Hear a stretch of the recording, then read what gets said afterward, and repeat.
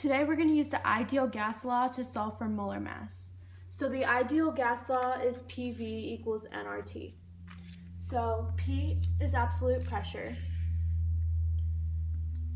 V is volume, N is number of moles, R is the rate, which is 0.0821 liters times ATM divided by mole times K, and then T is absolute temperature.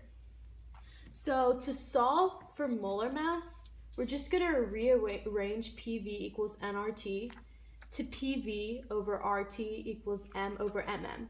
So number of moles is essentially equal to mass divided by molar mass. So I just substituted this N for this.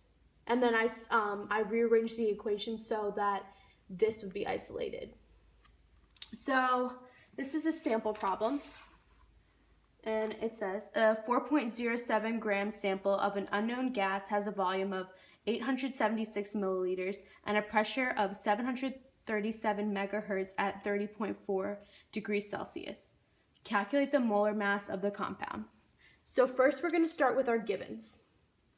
So we know the pressure is 0.970 atm. And what I did is I converted 737 megahertz to 0.970 atm.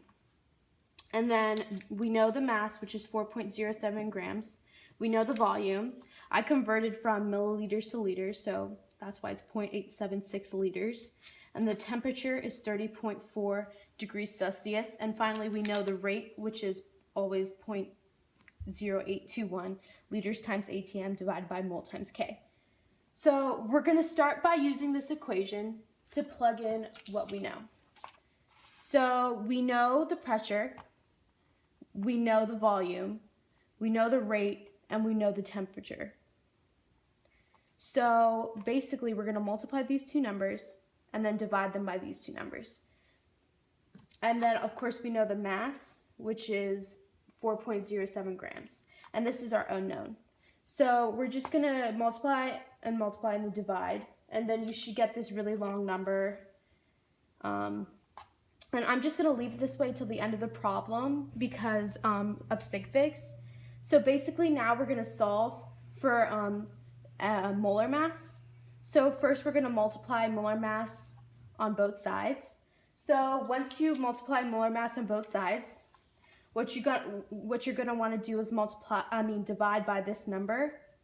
So you're going to divide by this number on both sides like this. And then you should get an answer. And it's going to be a long answer, but since we have 3 sig figs, we're just going to make it 0.0129 grams per mole, which is the molar mass.